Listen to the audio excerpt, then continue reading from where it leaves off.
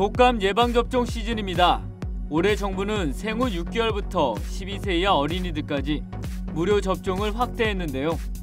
아이들의 접종률이 높을수록 독감 유행을 막을 수 있기 때문입니다. 네, 독감 예방접종 했어요, 병원에서. 때 되니까 하라고 연락 오셔가지고. 당연히 이제 독감 예방, 어차피 얘는 이제 나라에서 지원되니까 당연히 해야죠.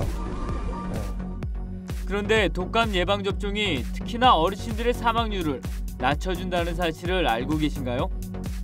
어르신들이 독감에 걸리는 이유가 대부분 어린 손주들에게 옮기 때문인데요.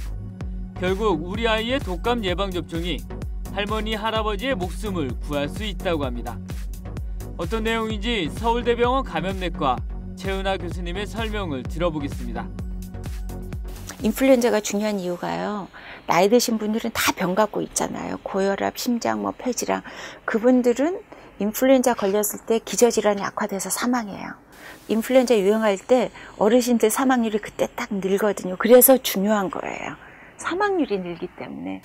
근데 매년 각 국가에 독감 인플루엔자가 유행하게 되는 원인은 결국은 소아입니다. 왜냐하면 소아들은 집단 생활을 하잖아요. 긴밀 접촉이 이루어지는 그런 아이들에서 바이러스가 돌기 시작하면은 그때 인플루엔자가 이제 지역사회에서 파급이 되는 거죠. 그래서 이처럼 어린이들의 예방접종이 중요한 이유는 지역사회 확산을 막아 사망률을 낮추기 때문입니다.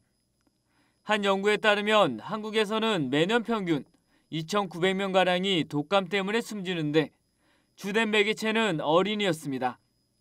특히 65세 이상 노인의 독감 사망률은 46.98로 45에서 64세의 2.73보다 17배, 15에서 44세 0.44보다는 107배나 높았습니다. 하지만 5에서 14세와 0에서 4세의 독감 사망률은 각각 0.23과 0.32였습니다.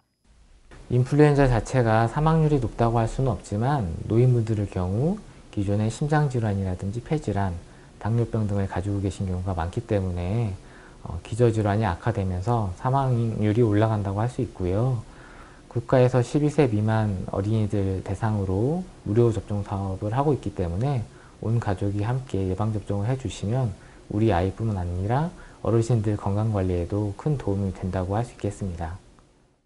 그런데 이토록 중요한 어린이 독감 예방 접종률은 2016년 기준으로 6에서 11세 55.6%, 12에서 14세 33.6%로 매우 낮습니다. 부작용을 우려하기도 하고 접종에도 걸리는 경우가 있어 무용론을 펼치는 사람들도 있습니다.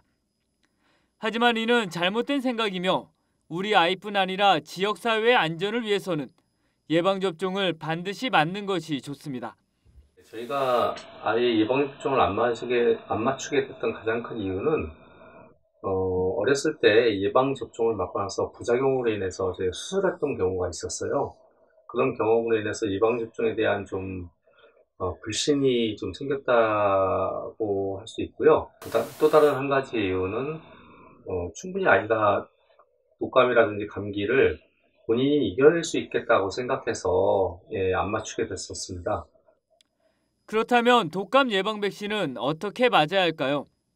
독감 예방 백신은 세계보건기구에서 지정한 사람에게 유행할 것으로 예상되는 2가지 A형과 1가지 혹은 2가지 B형에 대하여 예방접종을 하는 것입니다. 하지만 같은 형이어도 하위에 있는 바이러스가 계속해서 변이를 일으키기 때문에 100% 예방은 불가능합니다. 전문가들은 12세 이하 어린이는 B형 독감에 걸리는 빈도가 낮아 무료 접종 중인 3가 백신을, 그 이상이라면 4가 백신을 맞는 게 좋다고 조언합니다. 이제 나이도 먹고 하니까 안 맞으면 위험할 것 같아가지고 그래서 왔죠. 근데 60 전에는 안 맞았어요. 근데 70 넘으니까 무섭더라고요. 우리 아이는 예방접종을 한 번도 안 맞았지만 독감에 걸린 적이 없다며 예방접종이 필요 없다고 하는 경우가 종종 있습니다. 과연 이러한 경우 아이의 면역력이 강하기 때문일까요? 전문가들은 이는 아이의 면역력이 강하기 때문이라기보다 이웃 주민들이 예방접종을 많이 한 덕분이라며 예방접종을 안 하는 것은 열차에 무임승차하는 것이라는 점을 명심해야 한다고 강조합니다. 연합뉴스 왕중입니다.